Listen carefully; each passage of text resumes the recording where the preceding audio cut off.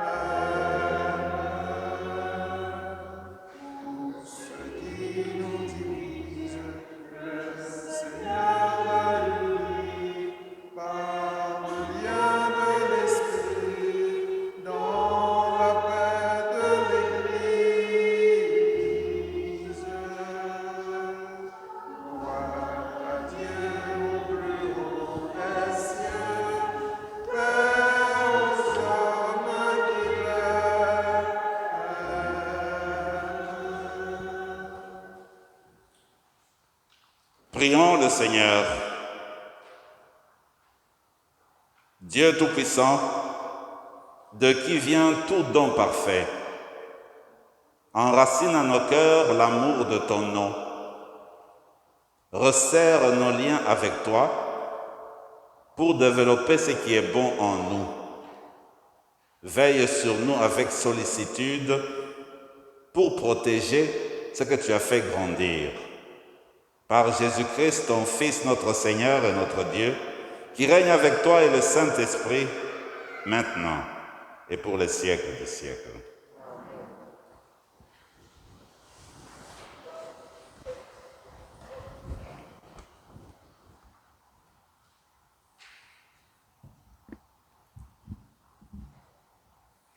Du livre du Deutéronome.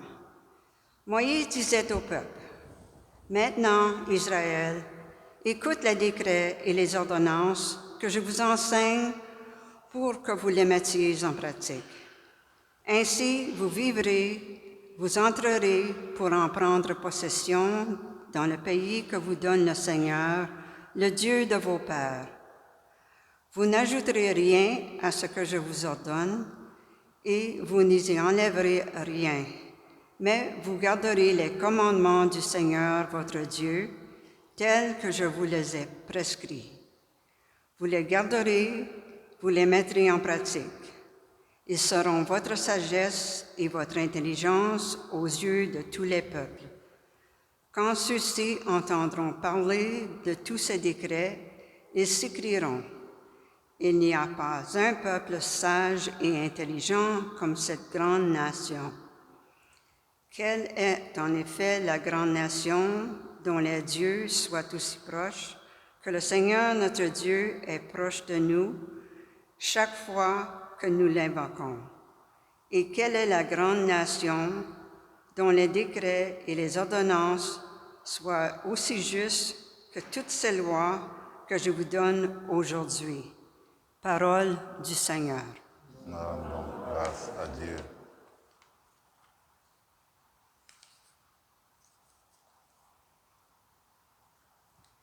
Seigneur, qui séjournera sur sa tente? Ensemble.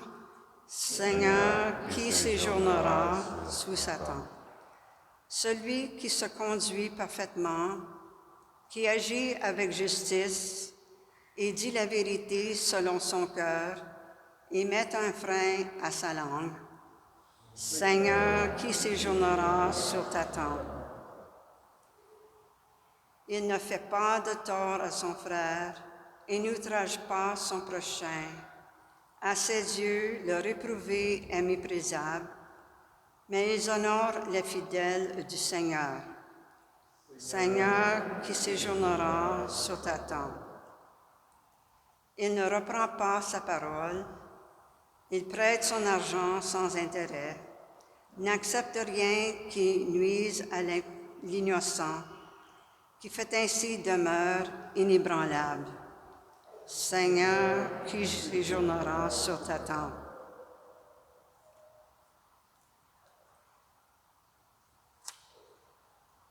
De la lettre de Saint Jacques. Mes frères bien-aimés, les présents, les meilleurs, les dons parfaits proviennent tous d'en haut. Ils descendent auprès du Père des Lumières, lui qui n'est pas comme les astres, sujet aux mouvements périodiques ni aux éclipses. Il a voulu nous engendrer par sa parole de vérité pour faire de nous comme les prémices de toutes les créatures. Accueillez dans la douceur la parole semée en vous. C'est elle qui peut sauver vos âmes. Mettez la parole en pratique. Ne vous contentez pas de l'écouter, ce serait faire illusion. Devant Dieu notre Père, un comportement religieux pur et sans souillure, c'est de visiter les orphelins et les veuves dans leur détresse et de garder sans tâche au milieu du monde. Parole du Seigneur. Rendons grâce à Dieu.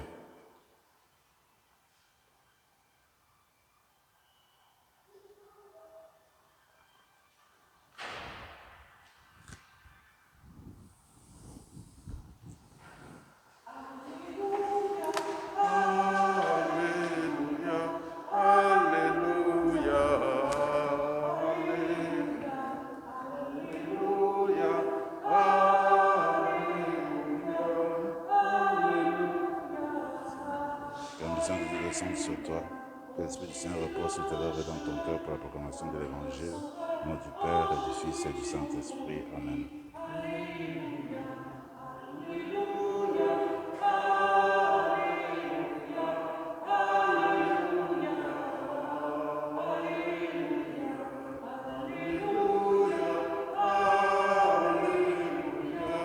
Alléluia,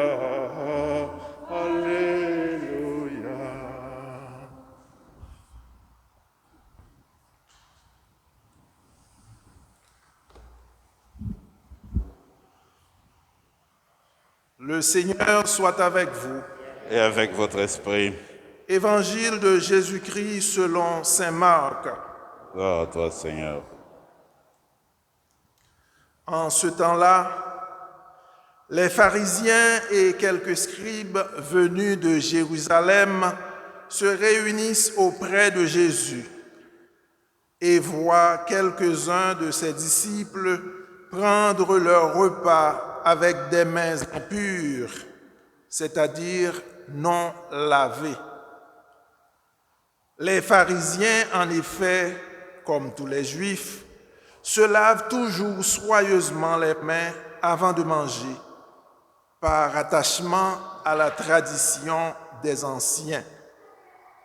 Et au retour du marché, ils ne mangent pas avant de s'être aspergés d'eau et ils sont attachés encore par tradition à beaucoup d'autres pratiques, lavage de coupes, de carafes et de plats.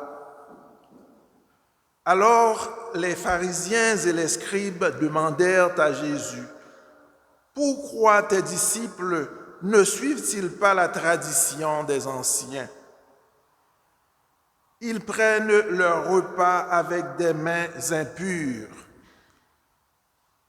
Jésus leur répondit, « Isaïe a bien prophétisé à votre sujet, hypocrite, ainsi qu'il est écrit. Ce peuple m'honore des lèvres, mais son cœur est loin de moi. C'est en vain qu'ils me rendent un culte. Les doctrines qu'ils enseignent ne sont que des préceptes humains. Vous aussi, vous laissez de côté le commandement de Dieu pour vous attacher à la tradition des hommes. » Appelant de nouveau la foule, il lui disait, « Écoutez-moi tous et comprenez bien. Rien de ce qui est extérieur à l'homme et qui entre en lui ne peut le rendre impur. Mais ce qui sort de l'homme, voilà ce qui rend l'homme impur. » Il disait encore à ses disciples, à l'écart de la foule, « C'est du dedans, du cœur de l'homme, que sortent les pensées perverses, inconduite, vol, meurtre, adultère, cupidité, méchanceté, fraude, débauche, envie, diffamation, orgueil et démesure.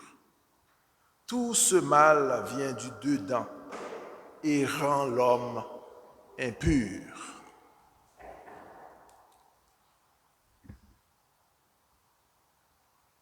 Alléluia, Alléluia, Alléluia, Alléluia, Alléluia, Alléluia, Alléluia, Alléluia.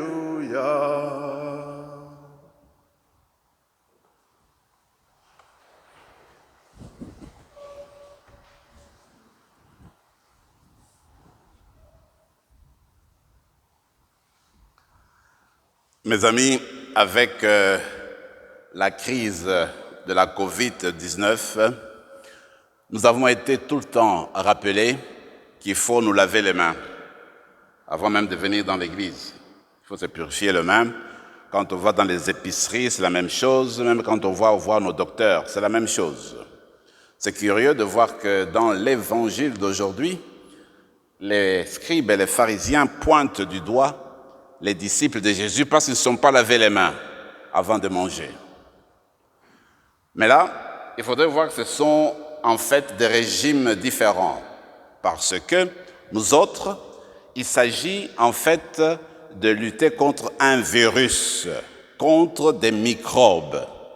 Mais au temps de Jésus, quand les scribes et les pharisiens font des reproches, ils sont au niveau de la pureté, de l'impur et du pur. Parce qu'au temps de Jésus, tel que comprenaient, n'est-ce pas, les pharisiens et les autres adeptes, quand on touchait des objets impurs, on devenait soi-même impur. En fait, c'est quoi être impur? La pureté consistait à avoir une disposition qui te rend capable, qui te met en mesure d'entrer en contact avec des choses sacrées, des objets sacrés, et même de faire ta prière. Par exemple, comme le dit le texte, au temps de Jésus, quand tu sortais, tu vas au marché, tu vas acheter des choses, tu vas être en contact avec des objets impurs et même des personnes impures. Par exemple, ceux qui ne croient pas dans le judaïsme, qui ne croient pas en Dieu, qui ne pratiquent pas Dieu, qui sont comme des infidèles. Si tu le touches, eh bien, tu deviens impur. Alors, quand tu deviens impur, tu n'es pas en mesure de te mettre en présence de Dieu. Il faut d'abord te purifier avant de te mettre à genoux et de prier. En fait, c'est ça tout le problème. Mais maintenant, les pharisiens sont bien contents parce qu'ils voient les disciples de Jésus qui ont été à l'extérieur. Et normalement, avant de manger, il faut faire des rites de purification. Se laver les mains, les coudes, très solennellement, et ensuite procéder au repas. Procéder, n'est-ce pas, à la mendication du repas. Alors, Jésus va intervenir et va nous dire quelque chose de très important. Parce qu'en fait, ces reproches-là, cette tradition humaine s'est limitée à l'extérieur. Alors, quand tu te lavais les mains, ou quand tu n'as pas touché un lépreux, eh bien, tu pouvais te mettre en présence de Dieu, il n'y a pas de morale là-dedans, il n'y a pas d'intériorité, c'est seulement une affaire extérieure. Alors finalement, c'est devenu du légalisme, c'est devenu en fait de la routine. On ne m'y était pas le cœur. Alors c'est pourquoi Jésus va intervenir, il va dire, écoutez mes amis, c'est très bien, gardez les coutumes, les pratiques. Mais si ton cœur n'y est pas, ça ne sert à rien. C'est ainsi qu'il va se référer à une référence remarquable tirée du livre d'Isaïe, quand le Seigneur dit, écoutez, ce peuple m'honore de la bouche et des lèvres, mais son cœur est loin de moi. À quoi bon faire des pratiques de purification si ton cœur n'est pas près de Dieu? À quoi cela sert-il? Alors, c'est ainsi que le Seigneur veut revenir sur ce qui est essentiel. Il veut revenir sur ce qui fait en fait l'unité de la personne humaine, son cœur. Parce que notre cœur, en fait, est la source de tout. Alors le Seigneur se dit, si vous voulez garder les traditions humaines, si vous voulez garder les coutumes et même les organisations sociales, il faudrait que cela corresponde à ce que nous ressentons dans notre cœur, à ce que nous désirons dans notre cœur, à ce que nous pensons réellement dans notre cœur. J'ai trouvé par exemple la référence d'Ézéchiel très, très importante et elle fait le pont. Vous vous rappelez au chapitre 36, un texte très connu, quand le Seigneur dit, parlant d'Israël, « Je vous rassemblerai de toutes les nations. Je vous purifierai, je répandrai sur vous mon eau, une eau pure, et vous serez purifiés. Je changerai votre cœur, j'enlèverai votre cœur de pierre, et à la place, je vous donnerai un cœur de pierre. J'enlèverai plutôt le cœur de pierre, et à la place, je vous donnerai un cœur de chair. » Et puis le Seigneur continue, « Je vous donnerai un esprit nouveau. Vous serez mon peuple, moi je serai votre Dieu. » Voyez là, je vous purifierai extérieurement et je vous donnerai un cœur nouveau. C'est-à-dire qu'il faut faire le lien entre la pratique extérieure et l'intériorité, ce que nous ressentons réellement dans notre cœur. Parce que ce qui purifie, va dire Jésus, ce n'est pas les choses extérieures, mais ce qui purifie, c'est ce qui ressort de nous, la haine, les mauvaises pensées, les mauvaises choses que nous désirons pour les autres, le vol, la concupiscence. Alors, toutes ces choses-là, n'est-ce pas, nous éloignent des autres en même temps que ça nous éloigne de Dieu.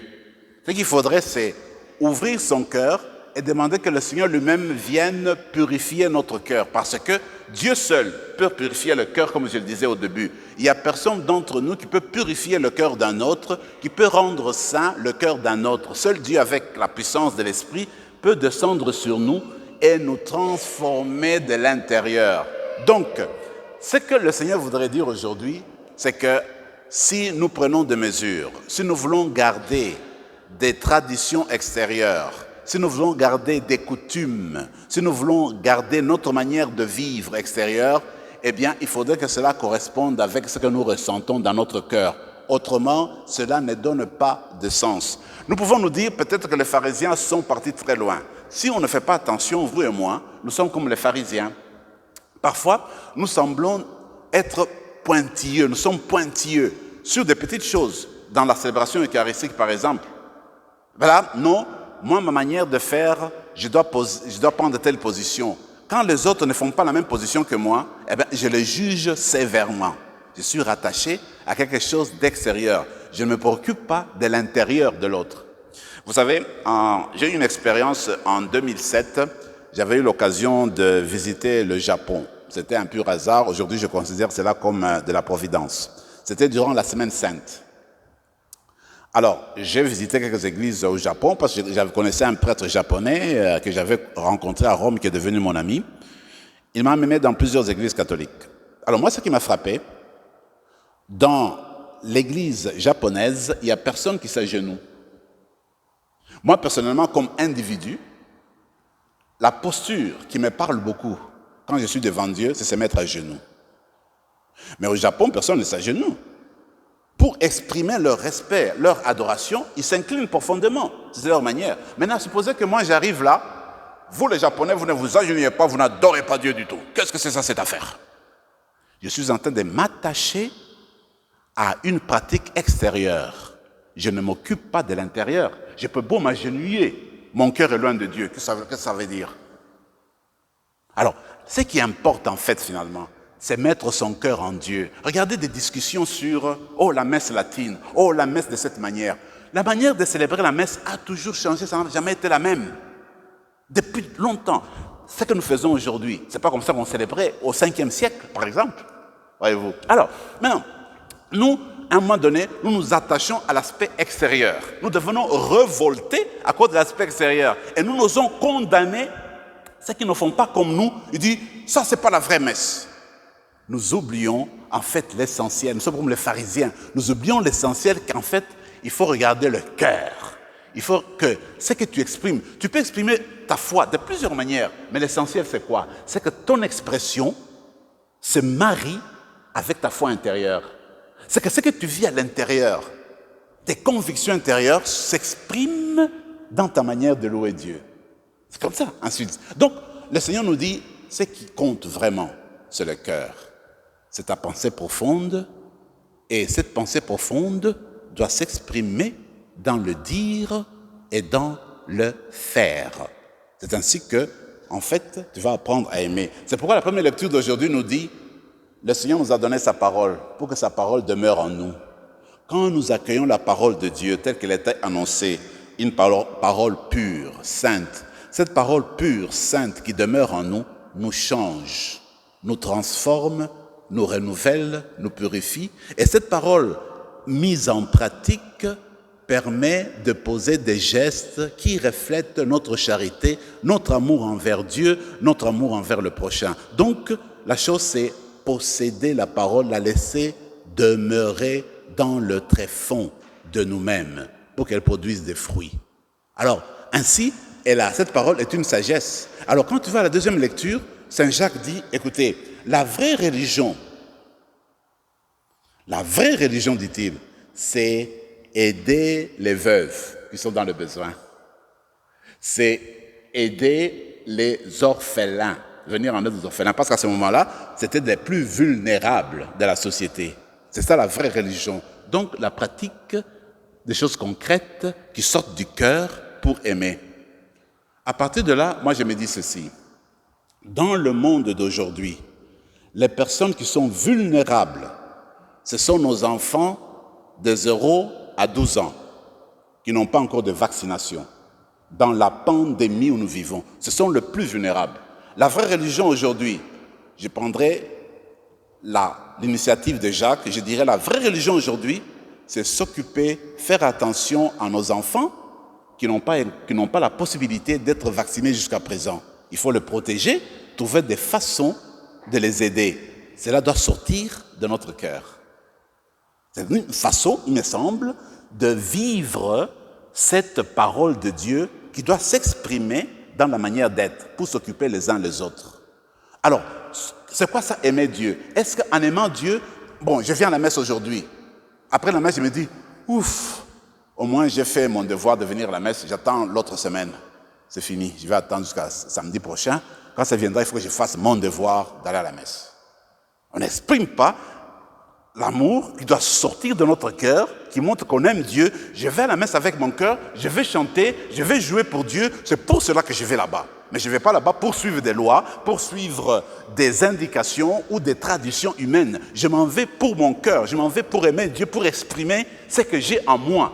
C'est là que consiste en fait la vraie religion, la vraie foi. Alors je vous propose, dans la messe d'aujourd'hui, alors qu'on va recevoir l'Eucharistie, on va demander que Jésus demeure en nous, qu'il repose en nous, qu'il nous donne la paix, la tranquillité, et que sa présence en nous nous renouvelle notre cœur, renouvelle notre être, notre personne, pour que tout ce que nous faisons au jour le jour jaillisse de notre bonté et qu'il puisse se répandre pour transformer le monde d'aujourd'hui. Amen.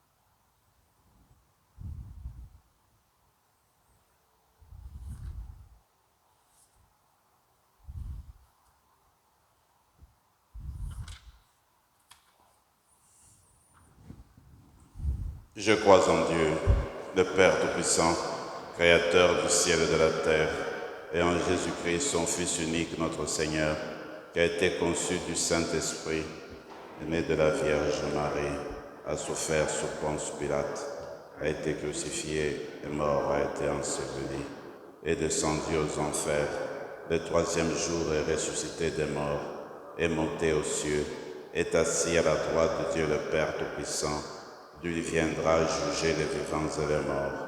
Je crois en l'Esprit Saint, à la Sainte Église catholique, à la communion des saints, à la rémission des péchés, à la résurrection de la chair et à la vie éternelle. Amen.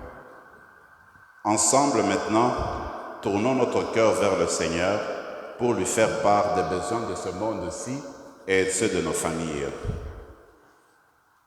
Disons-lui, ô Père des Lumières, nous te prions. Ô Père des Lumières, nous te prions. Pour qu'il protège le monde de la guerre et des fléaux de toutes sortes, prions le Seigneur. Ô Père des Lumières, nous te prions. Pour qu'il se montre proche des femmes et des hommes qui ont l'impression d'être loin de lui, prions le Seigneur. Ô Père des Lumières, nous te prions. Pour qu'il nourrisse sans cesse son Église de la parole de vie, prions le Seigneur. Ô Père des Lumières, nous te prions. Pour qu'il aide les personnes victimes de violences à guérir leurs blessures, prions le Seigneur. Ô Père des Lumières, nous te prions. Pour qu'il garde notre communauté dans la paix et la santé, prions le Seigneur. Ô Père des Lumières, nous te prions. Seigneur, aujourd'hui est le premier jour dans le monde entier du temps pour la création. Que ce temps soit de plus en plus connu et célébré, et que ton esprit donne souffle aux 2,5 milliards de chrétiens du monde entier, afin que leurs prières et leurs actions permettent la réconciliation des humains et du reste de la création. Prions le Seigneur. Ô Père des Lumières, nous te prions. Pour les personnes pour qui nous offrons cette messe, prions le Seigneur. Pour justement une des intentions spéciales, pour Christella et Thierry qui fêtent leur 5e anniversaire de mariage, à la fin de la messe, je vais leur demander de reprendre leurs vœux. Prions le Seigneur. Dieu notre Père, ton Fils Jésus nous donne la parole qui purifie nos cœurs et leur permet de produire des fruits de l'Esprit. Aide-nous à devenir les instruments de ta bonté que tu désires voir se déployer ici et partout dans le monde. Nous te le demandons par le Christ, notre Seigneur.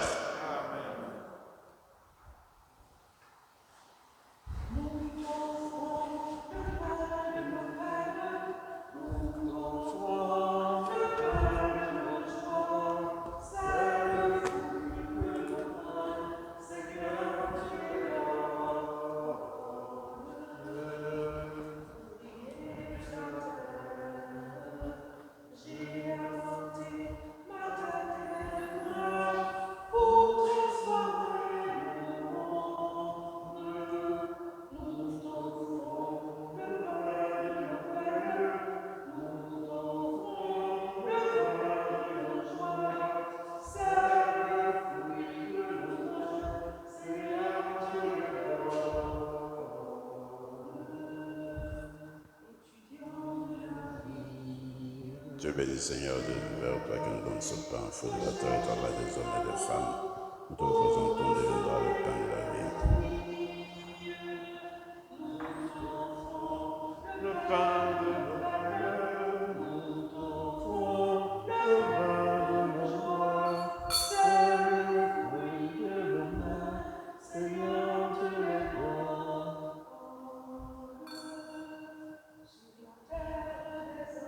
Dieu béni, Seigneur de l'univers, toi qui nous donnes ce vin, fruit de la vigne, le travail des hommes et des femmes. Nous te le présentons, deviendra le vin de royaume éternel. Nous nous appelons notre soutien, Seigneur, et que notre sacrifice en ce jour te regarde devant toi.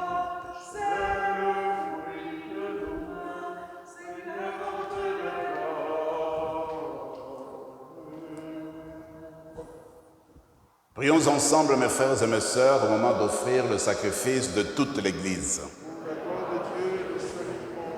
Que l'offrande eucharistique, Seigneur, nous apporte toujours la grâce du salut.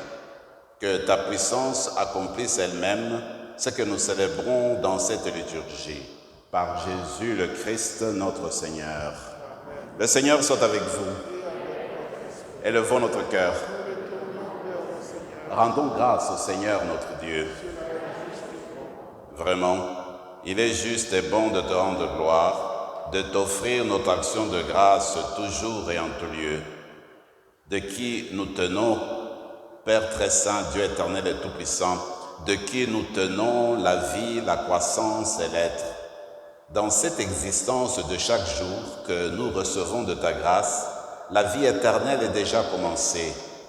Nous avons reçu les premiers dons de l'Esprit par qui tu as ressuscité Jésus d'entre les morts. Et nous vivons dans l'espérance que s'accomplisse en nous le mystère de Pâques. Voilà pourquoi nous te rendons grâce en chantant avec les anges.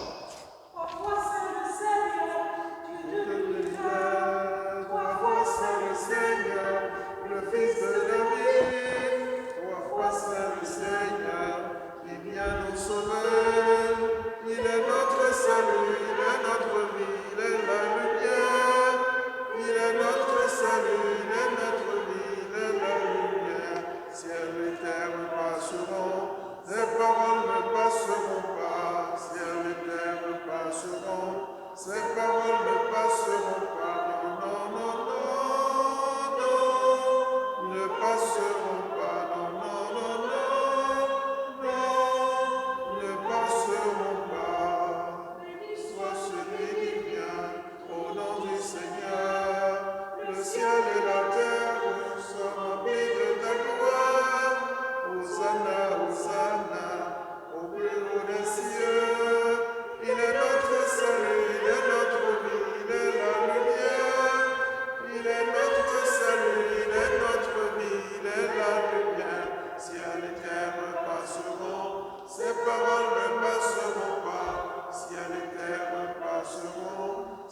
paroles ne passeront pas.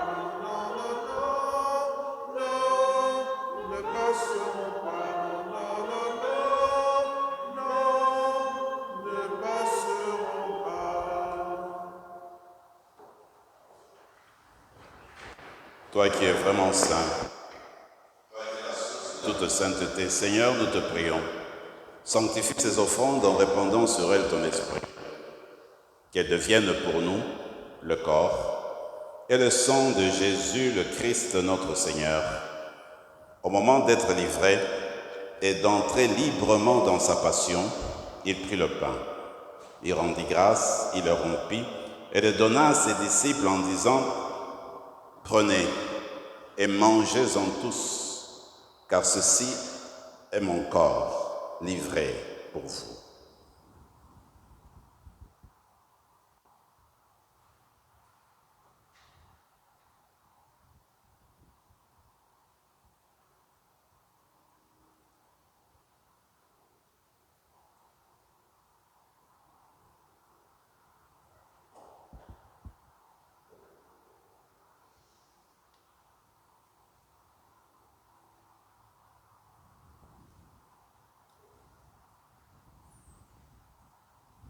De même, à la fin du repas, il prit la coupe.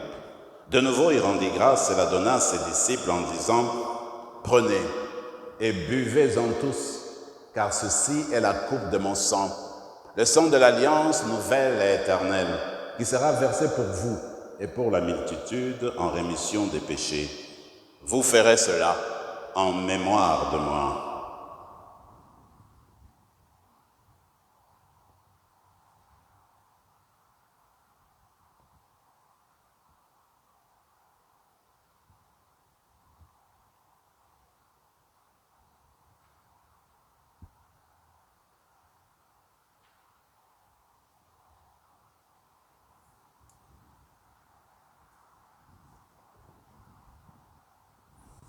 Mystère de la foi.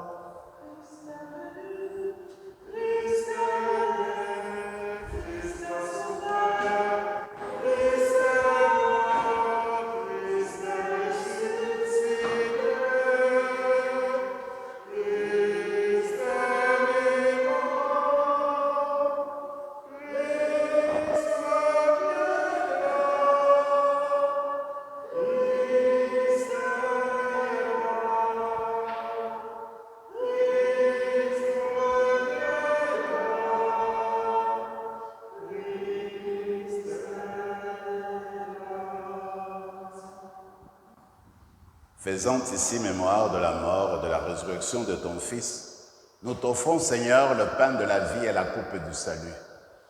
Et nous te rendons grâce, car tu nous as choisis pour servir en ta présence. Humblement, nous te demandons qu'en ayant part au corps et au sang du Christ, nous soyons rassemblés par l'Esprit Saint en un seul corps. Souviens-toi, Seigneur, de ton Église répandue à travers le monde. Fais-la grandir dans ta charité avec le pape François, notre évêque Marcel et tous ceux qui ont la charge de ton peuple. Souviens-toi de Gertrude Dubé et de Berthe Télé, que tu as appelées auprès de toi. Puisqu'elles ont été baptisées dans la mort de ton Fils, accorde-leur de participer à sa résurrection. Souviens-toi aussi de nos frères et sœurs qui se sont endormis dans l'espérance de la résurrection et de tous les hommes, de toutes les femmes qui ont quitté cette vie. Reçois-les dans ta lumière auprès de toi. Sur nous tous, enfin, nous implorons ta bonté. Permets qu'avec la Vierge Marie, la bienheureuse Mère de Dieu, avec Saint Joseph son époux, avec les apôtres, Saint Rémy et les saints de tous les temps qui ont vécu dans ton amitié, nous ayons part à la vie éternelle et que nous chantions ta louange par Jésus-Christ, ton Fils bien-aimé.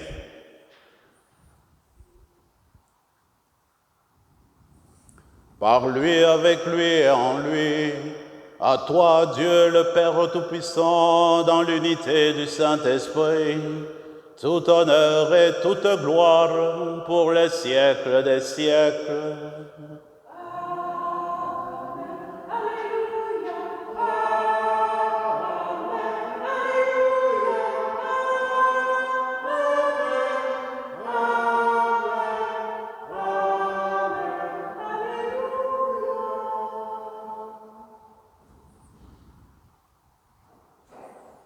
Unis dans le même esprit, nous pouvons dire avec confiance la prière que nous avons reçue du Sauveur. Notre Père.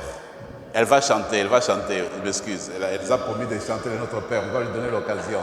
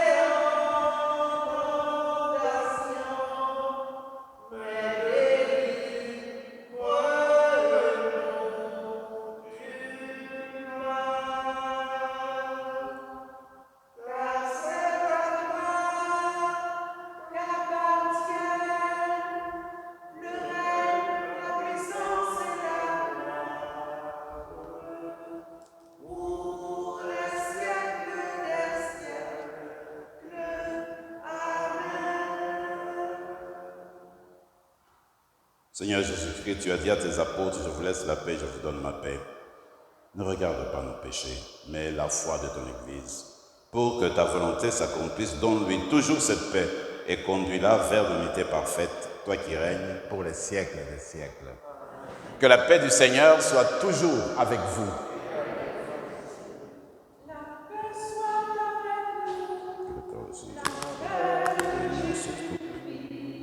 Nourrissons la vie éternelle.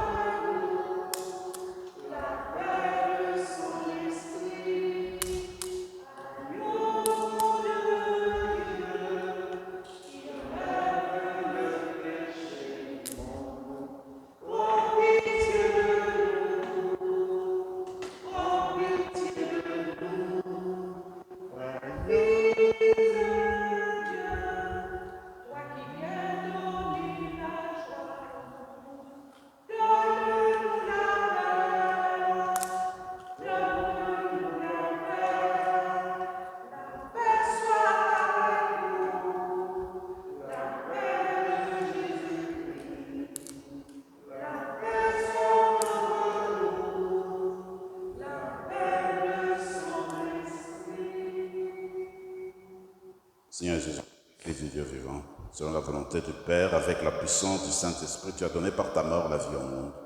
Que ton corps et ton sang nous délivrent de nos péchés et de tout mal. Fais que nous demeurions fidèles à tes commandements, fidèles à ton amour, et que jamais, jamais, Seigneur, ne soyons séparés de toi. Heureux les invités au repas du Seigneur, voici l'agneau de Dieu qui enlève le péché du monde.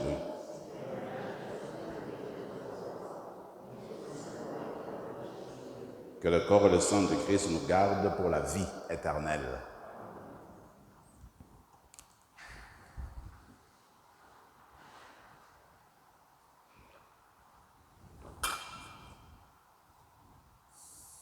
Le corps de Christ.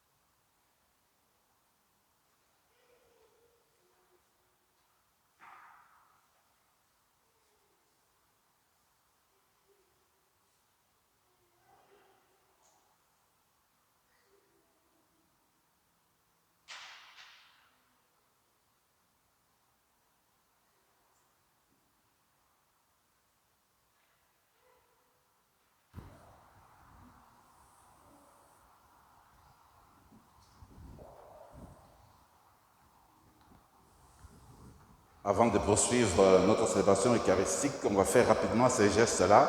Je vais appeler Thierry et puis Christella de venir ici, devant. Venez. C'est leur cinquième anniversaire de mariage. Ils ont demandé la messe. Je vais simplement leur demander de redire tout simplement leurs alliances. Venez ici, plus proche, avancez un peu, jusque-là. Très bien. Alors, ils ont leur petite fille, c'est la petite fille qui portait les alliances. Hein, c'est ça. Alors, ce que tu vas faire, c'est tout simplement, c'est ça. Elle ouvre, tu peux l'ouvrir pour elle. Ouvre. Très bien. J'ai béni, tu peux ouvrir. Très bien. Alors, tu prends celle de Christella.